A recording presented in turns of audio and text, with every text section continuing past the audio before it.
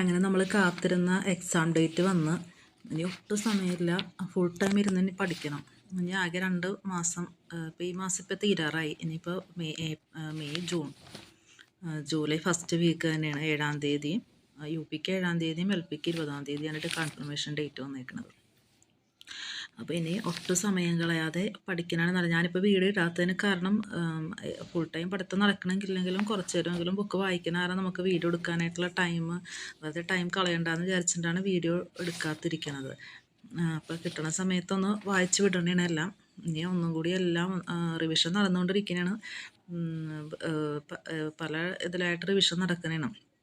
ഇപ്പോൾ ഓൺലൈൻ ക്ലാസ്സിന് ചേർന്നേക്കുന്നതും അല്ലാതെയൊക്കെ റിവിഷൻ ഇങ്ങനെ നടക്കണതാണ്. അപ്പോൾ നമ്മൾ ഇനി ഒട്ടും സമയം കളയാതെ എല്ലാ സബ്ജക്റ്റും ഉൾപ്പെട്ട രീതിയിൽ ഒരു ദിവസം എല്ലാ ദിവസവും ഒരു സബ്ജക്റ്റ് പോലും നമ്മൾ ഒഴിവാക്കാതെ തന്നെ നമ്മൾ റിവിഷൻ നടത്തിക്കൊണ്ടിരിക്കുന്നത്. ഇപ്പം നമ്മൾ ഏകദേശം കഴിഞ്ഞിട്ടുണ്ടല്ലോ, എല്ലാം വായിച്ചൊക്കെ കഴിഞ്ഞിട്ടുണ്ട്. ഇനി ഫുൾ ടൈം റിവിഷനാണ്. ഇനി ഒട്ടും സമയം പാഴാക്കരുത്. എല്ലാവരും നല്ല